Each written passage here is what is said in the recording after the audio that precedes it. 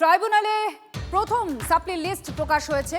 ভোর রাতে প্রকাশ হয়েছে এই লিস্ট, অর্থাৎ যারা এই লিস্টে অ্যাডেড অংশে রয়েছেন, যাদের নাম তালিকাভুক্ত করা হয়েছে বলে বলা হচ্ছে, তারা ভোট দিতে পারবেন।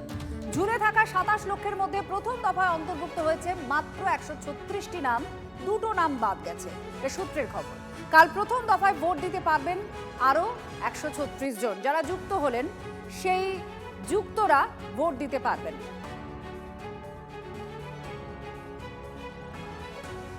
গরম তাওয়াতে জলে ছিটে দিলে যা হয়, অদ্ভুত ব্যাপার। সুপ্রিম কোর্ট বলছে ইলেকশন কমিশনের দায়িত্ব ট্রাইব্যুনালকে তথ্য দিয়ে সেগুলো নিষ্পত্তি করা। তারা পায়ে পা ঘষছে, লুকোচুরি খেলছে, মানুষকে ঠকাচ্ছে। এই ২৭ লক্ষ মানুষ কি দোষ করেছে যে তাদের অধিকার হরণ করে নেবে ভারতবর্ষের নির্বাচন কমিশন? সেই লজিক্যাল ডিসক্রিপেন্সি থেকে শুরু হয়েছে মানুষকে হ্যারাস করা, হেনস্থা করা, মানুষকে ঠকানো।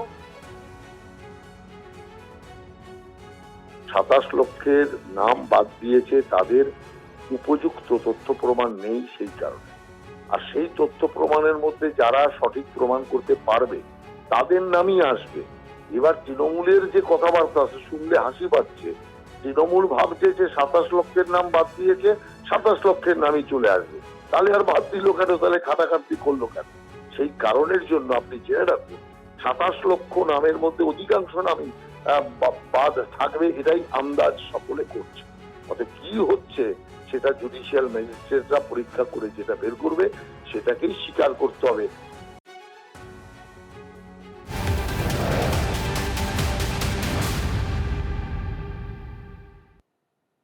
আর প্রথম দফা নির্বাচন, সেই নির্বাচনে কারা কারা ভোট দিতে পারবেন নজর অবশ্যই সকলের আছে। এই যে প্রকাশিত হয়েছে ট্রাইব্যুনালের প্রথম দফার যে লিস্ট, সাপ্লিমেন্টারি লিস্ট, সেই লিস্টে, কারণ এটা সুপ্রিম কোর্টের নির্দেশেই তালিকা প্রকাশ করা হয়েছে, প্রকাশ করেছে নির্বাচন কমিশন, প্রকাশ করা হয়েছে যারা যুক্ত হয়েছেন এবং যারা বাদ গিয়েছেন, দুটো তালিকায় প্রকাশ হয়েছে। আপলোডেড হয়ে গেছে ট্রাইব্যুনালের লিস্ট, এবং সেই লিস্ট কিভাবে দেখবেন, কিভাবে জানবেন আপনার নাম আছে কি নেই?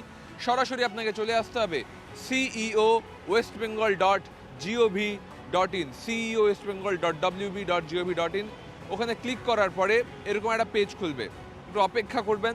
অনেকেই চেষ্টা করছেন এই ট্রাইব্যুনালের লিস্টটা দেখার জন্য, ফলস্বরূপ একটু দেরিও হতে পারে। এইভাবে খুললে এই chief electoral officer West Bengal তার এই ওয়েবসাইটটি খুলবে, এবং সেই ওয়েবসাইট খোলার পর আপনাকে অপেক্ষা করতে হবে। এইখানে আপনি দেখতে পাবেন অ্যাপিলেন্ট ট্রাইব্যুনালের সাপ্লিমেন্টারি লিস্ট নাম্বার 1। ওখানে ক্লিক করুন। ওখানে ক্লিক করার পর নতুন একটা উইন্ডো খুলবে। সেই উইন্ডোতে আসবে রাজ্যের নাম, কোন ইয়ারে রিভিশন হয়েছে, অ্যাপিলেন্ট ট্রাইব্যুনালের যে সাপ্লিমেন্টারি লিস্ট রোল টাইপে সেটা থাকবে। ডিস্ট্রিক্ট সিলেক্ট করুন, যে কোনো ডিস্ট্রিক্ট সিলেক্ট করুন, আপনার অ্যাসেম্বলি সিলেক্ট করুন, তারপর সিলেক্ট করুন আপনার ভাষা। এখানে ক্যাপচা দিন। ক্যাপচা দিলে আপনার পার্ট নাম্বার অনুযায়ী, বুথ নাম্বার অনুযায়ী আপনি লিস্টটা দেখতে পাবেন।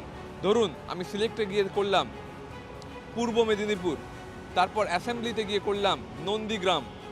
এই নন্দীগ্রামে করার পরে আপনাকে এখানে ক্যাপচা দিতে হবে। এই ক্যাপচা সঠিকভাবে টাইপ করুন। দেখুন বড় হাতের রয়েছে না ছোট হাতের, কোন নিউমেরিক ওয়ার্ড রয়েছে। তারপর চলে আসুন কোন পার্ট নম্বর। দেখুন এখানে একাধিক পার্ট রয়েছে, সেই পার্ট নম্বর সিলেক্ট করুন। সিলেক্ট করার পরে ডাউনলোড সিলেক্টেড পিডিএফ করুন। এই ডাউনলোড সিলেক্টেড পিডিএফ করলেই চলে আসবে যে কোন লিস্ট থাকছে এবং সেখানে আদৌ আপনার নাম আছে কিনা। এখনো পর্যন্ত যা খবর, প্রায় ২৭ লক্ষ নাম ঝুলেছিল, সেখানে মাত্র ১৩৮ জনের নিষ্পত্তি করা সম্ভব হয়েছে। তাই দেখে নিন আপনার নাম ট্রাইব্যুনাল থেকে প্রসেস হলো কি হলো না। ক্যামেরায় দীপঙ্করের সঙ্গে সুমন, TV9 বাংলা, কলকাতা। ট্রাইব্যুনাল মধ্যরাতে সাপ্লিমেন্টারি লিস্ট প্রকাশ করেছে, আবার হাইকোর্টে একটা জনস্বার্থ মামলা হয়েছে। শ্রাবন্তী আমাদের সঙ্গে রয়েছেন। শ্রাবন্তী, কি আবেদন করা হয়েছে এই মামলায়? দেখো, গতকালই এরকম মামলা দায়ের করা হয়েছিল, যেখানে বলা হয়েছে যে ভুড়ি ভুড়ি নাম বাদ যাচ্ছে, ভুড়ি ভুড়ি নাম অ্যাডজুডিকেটেড অবস্থায় রয়েছে ২৭ লক্ষ। তাহলে ভোটের কিসের অর্থ রয়েছে, এই বিষয়ে প্রশ্ন তুলে মামলা করা হয়েছিল, জনস্বার্থ মামলা। আজকে আইনজীবী ঝুমা সেন সেই বিষয়টি আদালতের সামনে মেনশন করেন। তার বক্তব্য যে দেখা যাচ্ছে যে ১৩৬টি নাম মাত্র এসেছে যারা ভোট দিতে পারবেন, তাহলে বাকিদের কি হবে? আজকে প্রথম একটি মামলা ইতিমধ্যে স্থির হয়েছে, সেটি প্রধান বিচারপতি শুনছেন এবং এই মামলাটি শেষ হওয়ার পরে এই মামলাটি শোনার আশ্বাস দিয়েছেন প্রধান বিচারপতি। শ্রাবন্তী, তুমি সঙ্গে থাকো। এর পাশাপাশি আপনাদের আরো ব্যাক টু ব্যাক আরো একটা খবর দেখাবো এই হাইকোর্ট সংক্রান্ত বিষয় নিয়ে। হাইকোর্টে বিচারপতি কৃষ্ণা রাওয়ের দৃষ্টি আকর্ষণ করা হয়েছে, সেটা হচ্ছে কমিশনের বাইক সংক্রান্ত নির্দেশকে চ্যালেঞ্জ করে। আমাদের সঙ্গে শ্রাবন্তী রয়েছেন। শ্রাবন্তী, এটা ঠিক কি আবেদন করা হচ্ছে, কি বলা হচ্ছে?